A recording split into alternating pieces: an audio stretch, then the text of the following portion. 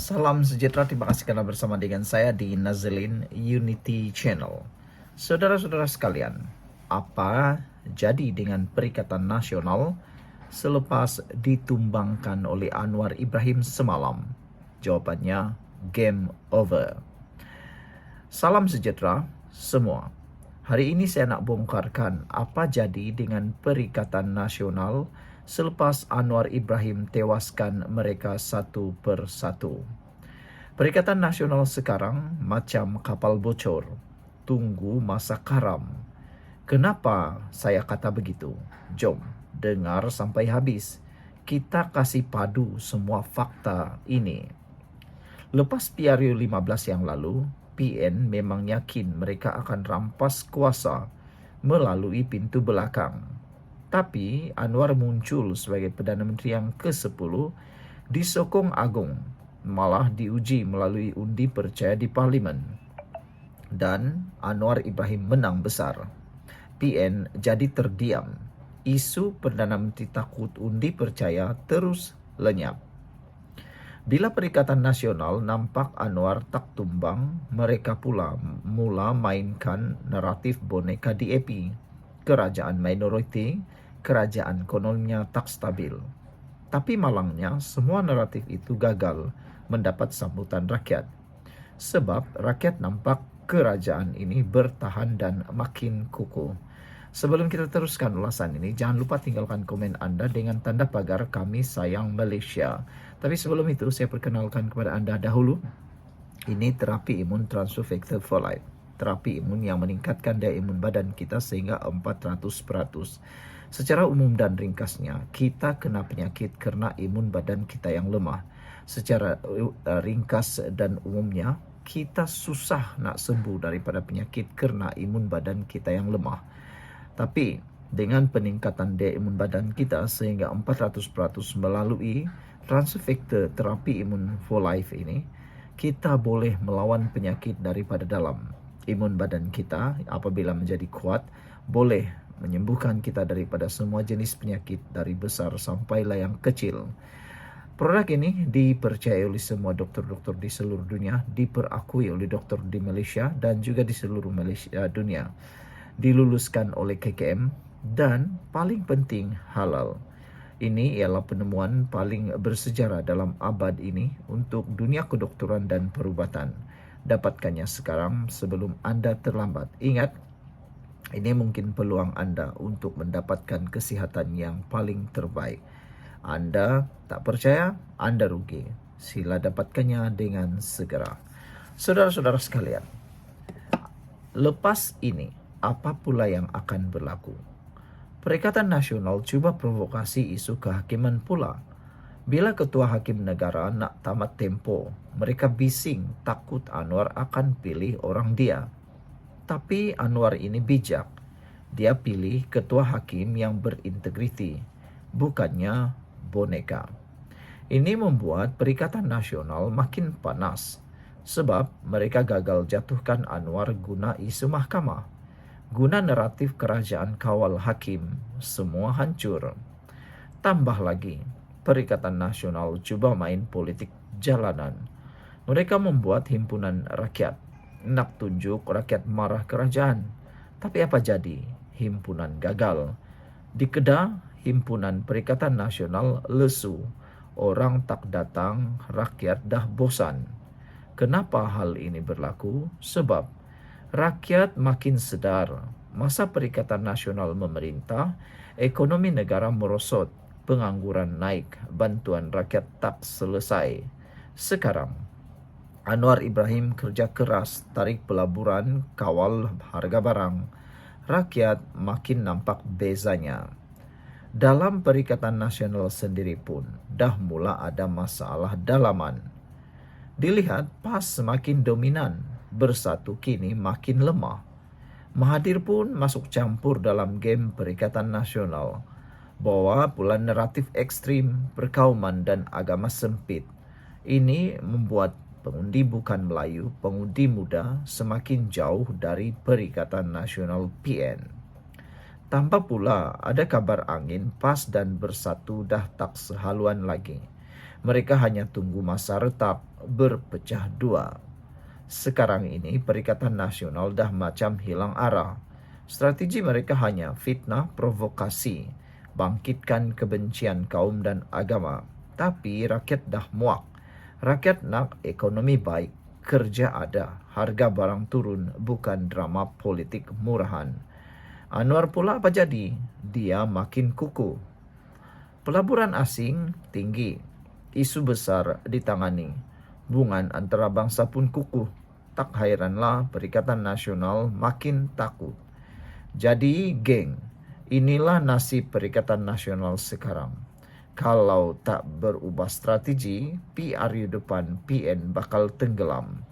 Kerana rakyat Malaysia semakin bijak, tak mudah ditipu dengan fitnah basi. Kalau kamu setuju dengan ulasan ini, jangan lupa like, share dan komen pendapat korang. Anwar tumbang atau PN yang sebenarnya bakal KO? Anda tolong tulis dalam ruangan komen. Sekian untuk kali ini. Jangan lupa tinggalkan komen Anda. Bye-bye. Salam sejahtera. Terima kasih karena bersama dengan saya di Nazilin Unity Channel. Beberapa hari kebelakangan ini diketuai oleh Mahathir Mohamad Tun Mahathir Mohamad.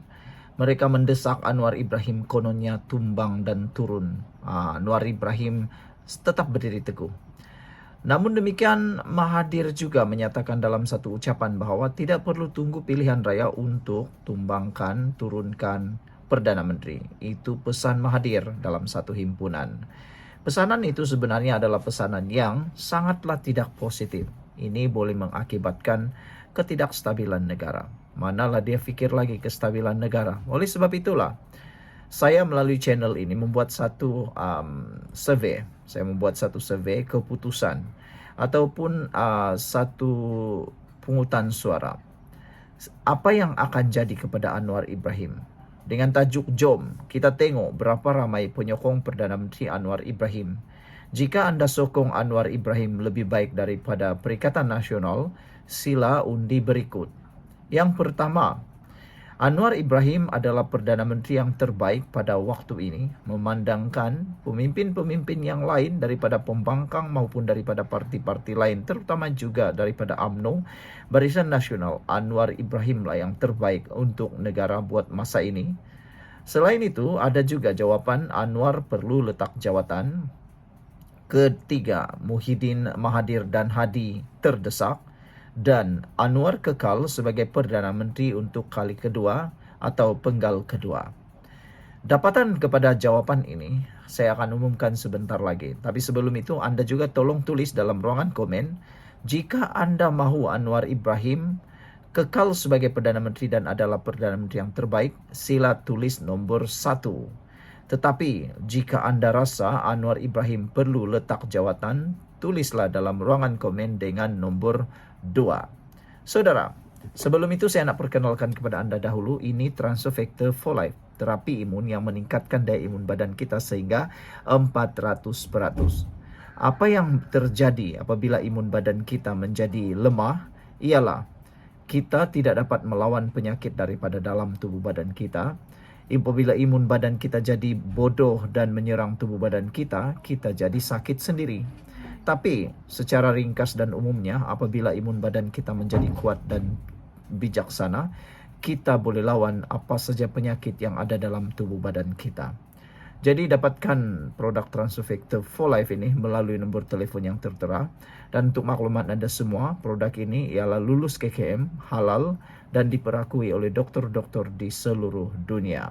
Dapatkannya sekarang, jangan bertangguh-tangguh. Baiklah, keputusan kepada undian.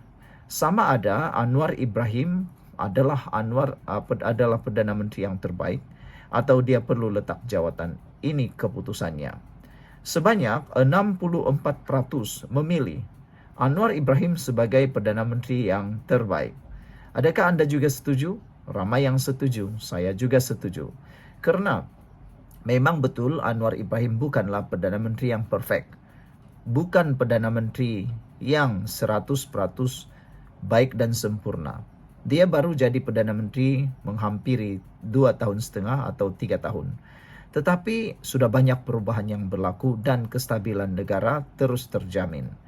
Pembangkang menyatakan Anwar Ibrahim akan tumbang seawal bulan pertama, minggu pertama. Tetapi nampaknya sudah tahun kedua, Anwar Ibrahim kekal berdiri sebagai Perdana Menteri dengan kestabilan yang sangat kuat sejak langkah Sheraton.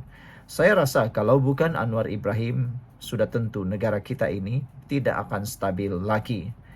64% memilih Anwar Ibrahim sebagai Perdana Menteri yang terbaik. Manakala pilihan yang kedua yang terbaik ialah 21% rakyat Malaysia memilih Anwar Ibrahim perlu kekal sebagai Perdana Menteri kali kedua atau penggal yang kedua.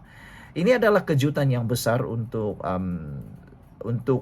ujian ataupun untuk penilaian undian ini. Siapa sangka ada 21% yang menyokong Anwar Ibrahim kekal sebagai Perdana Menteri. Manakala undian paling rendah sekali ialah 8% mahu supaya Anwar Ibrahim letak jawatan. Maknanya hanya secubit sahaja rakyat Malaysia yang tidak menyukai Anwar Ibrahim. Karena mungkin mereka termakan hasutan, termakan fitnah, ataupun mungkin ada isu yang mereka tak suka. Dan yang lebih mengecewakan lagi ialah terdapat orang dalam undian ini yang tetap menyokong bahawa Muhyiddin, Mahathir dan Hadi sedang terdesak dalam dunia politik. Bagaimana pula dengan Anda? Apa pula keputusan dan juga undian Anda? Adakah Anda juga sama seperti para penyokong ataupun para pengundi ini yang menyatakan bahawa Anwar Ibrahim adalah Perdana Menteri yang terbaik? Sekarang ini persoalan yang kedua, apa yang Anwar perlu lakukan selepas pelantikan hakim baharu yang sudah selesai? Ini pun satu dapatan jawapan atau undian luar biasa berlaku. Sebanyak 67% penduduk rakyat Malaysia menyatakan bahawa Anwar Ibrahim perlu teruskan jawatan sebagai Perdana Menteri. Anwar perlu meneruskan jawatannya sebagai Perdana Menteri, sebanyak 67% menyokong. Manakala 20% lagi menyokong supaya Anwar Ibrahim jangan layan sama sekali Sakatua, merujuk kepada Mahathir Mohamad. Antara komen daripada netizen ialah jangan lagi layan apapun kehendak daripada Tun Mahathir. Tun Mahathir sudah terlalu tidak relevan dalam dunia politik Malaysia, kata mereka. Tun Mahathir sebenarnya bergerak sekarang hanya untuk dapat dilihat masih relevan, masih wujud dan masih lagi mempunyai pengaruh. Walaupun sudah terbukti melalui undian di peti undi, kalah teruk di parlimen dan tidak menang, tidak dapat langsung wang deposit beliau. Dan namun demikian ada juga yang mengundi supaya Anwar Ibrahim letak jawatan. Yang ini mendapat beberapa komen atau respon daripada netizen, khususnya para penyokong Anwar Ibrahim. Mereka kata, kenapa Anwar Ibrahim perlu letak jawatan? Sedangkan pelantikan hakim yang baharu sudah selesai. Cara pelantikannya pula dikatakan oleh para peguam dan pengamal politik bahawa berjalan dengan beradab, berjalan dengan telus dan penuh dengan reformasi. Kalau sebelum ini, apa yang dianggap sebagai pemilihan hakim tidak dapat dilihat oleh rakyat, kini gara-gara pendedahan Rafizi, gara-gara pendedahan daripada pembangkang, akhirnya kita semua tahu rupa-rupanya itu proses pemilihan hakim yang benar dan reformasi. Sekarang kita sudah tahu. Jadi secara hikmahnya nanti pada pemilihan akan datang kita sudah tahu rupanya itu proses yang betul. Manakala bagi mereka yang akan bakal jadi kerajaan selepas ini, anda akan mengalami masalah besar kerana rakyat sudah tahu tiada lagi yang tersembunyi. Jadi itulah keputusan undian hari ini. Apa pula undian Anda? Sila tekan dalam butang komen sekiranya Anda bersetuju Anwar Ibrahim terbaik. Tulis dalam butang komen dengan nombor 1. Jika Anda rasa Anwar Ibrahim perlu letak jawatan, tulislah nombor 2. Sekian dulu, kita jumpa lagi. Bye-bye. Salam sejahtera, terima kasih kerana bersama dengan saya di Nazlin Unity Channel.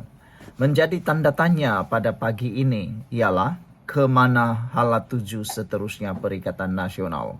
Kalau baru-baru ini sibuk orang cakap tentang Anwar Ibrahim turun, Anwar Ibrahim diarah letak jawatan dan sebagainya, rupa-rupanya yang paling bermasalah bukanlah pelantikan hakim negara, tetapi keadaan dalaman Perikatan Nasional sendiri. Mereka sibuk nak membentuk payung, nak membentuk gabungan, nak membentuk gerakan, nak membentuk macam-macam lah mereka bentuk. Tapi rupa-rupanya dalam pembentukan itu dapat dikesan satu perkara. Bagaimana hubungan antara parti bersatu PAS di dalam Perikatan Nasional. Adakah Perikatan Nasional kini sedang menuju ke alam yang namanya alam kemusnahan? Kerana semalam dalam satu pertemuan antara blok-blok pembangkang atau blok-blok bukan kerajaan, dilihat tidak ada satupun wakil PAS yang menghadirinya. Di mana PAS? Kenapa PAS tiada? Adakah Muhyiddin Yassin sudah mula melupakan PAS atau PAS yang tidak mahu lagi bersama dengan bersatu? Kalau itu betul, nampaknya Perikatan Nasional kini diambang kejatuhan dan kehancuran. Ada yang kata nak hancurkan Anwar, tapi rupa-rupanya rumah sendiri dah nak terbakar. Cuba nak bakar rumah orang, tapi rumah sendiri dah mula terbakar. Sebelum kita teruskan ulasan ini, jangan lupa tinggalkan komen Anda dengan tanda pagar. Kami sayang Malaysia. Baik, tapi sebelum itu, izinkan saya memperkenalkan ini terapi imun transfer factor folate. Terapi imun ini meningkatkan daya imun badan kita sehingga 400%. Secara umum dan ringkasnya, apabila imun badan kita lemah, apabila imun badan kita jadi bodoh dan tidak kuat melawan penyakit, kita mudah kena penyakit, tapi sukar pula nak sembuh. Dengan peningkatan daya imun badan kita, secara umum dan ringkasnya, kita boleh sembuh daripada sebarang jenis penyakit. Ditambah pula, terapi imun ini adalah terapi imun yang luar biasa, merangsang, mendidik dan juga menyimpan memori. Terapi imun ini luar biasa, penemuan paling bersejarah dalam dunia perubatan di seluruh dunia abad ini. Produk ini halal dan diluluskan oleh Kementerian Kesehatan serta diperakui oleh semua doktor-doktor di seluruh dunia. Dapatkannya melalui nombor telefon yang tertera. Jangan Anda bertangguh-tangguh. Pastinya melalui produk ini, mungkin ini jalan untuk Anda mendapatkan kesihatan Anda semula. Dapatkannya melalui nombor telefon yang tertera. Saudara, ketiadaan seorang pun pemimpin PAS dalam pertemuan yang diketuai pengerusi Perikatan Nasional PN, Tan Sri Muhyiddin Yassin bersama ketua-ketua parti blok bukan kerajaan semalam, menimbulkan tanda tanya besar. Menerusi hantaran di Facebook, Muhyiddin telah mengadakan perbincangan bagi mendapatkan pandangan tentang penubuhan sebuah barisan rentas parti yang akan mengambil pendirian bersama dalam isu berkaitan kepentingan rakyat dan negara. Itu yang saya kata dalam mukadimah tadi. Sudah buat satu, buat lagi satu. Sudah tubuh satu, tubuh lagi satu. Kamu tubuh berapa banyak pun, kalau semuanya bukan untuk kepentingan rakyat dan negara, hanya untuk melindungi dan hanya untuk mencari isu untuk ditunggang dan hanya untuk tujuan meruntuhkan kerajaan atau nak menghuru-harakan politik negara Malaysia, apapun kamu buat pasti akan gagal. Kerana hanya berlandaskan dan berteraskan kepada perjuangan peribadi semata-mata. Itu sebabnya berapapun kamu buat, berapa banyak pun himpunan, berapa banyak pun payung, berapa banyak pun pertubuhan yang dibuat, rentas parti kah, rentas pemimpin kah, rentas negeri kah, rentas wilayah kah, rentas kampung kah, semuanya pasti akan gagal kalau itu bukan untuk niat rakyat dan negara. Kalau hanya sekadar menunggang kononnya untuk rakyat dan negara, semuanya itu pasti akan gagal.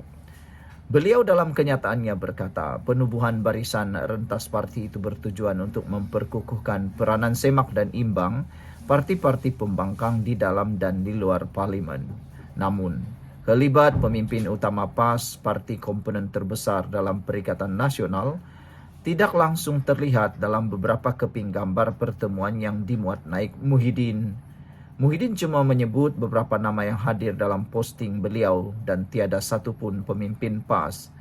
Antara yang hadir Ketua Pembangkang Datuk Seri Hamzah Zainuddin, Presiden Gerakan Datuk Dr. Dominic Lau, Presiden Parti Rakyat India Malaysia, dan juga Presiden Parti Pejuang, serta pemangku Presiden Muda Amira Aisyah.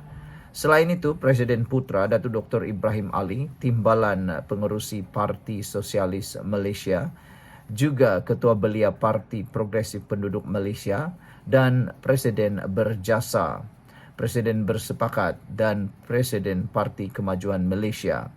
Ketiadaan PAS dalam pertemuan itu menimbulkan persoalan, apatah lagi apabila parti-parti sekutu dalam PN seperti Bersatu dan Gerakan hadir dalam perbincangan penting itu. Menjadi pertanyaan sekali lagi, adakah ini petanda Perikatan Nasional akan tumbang dan bubar? Kita jumpa lagi. Bye-bye.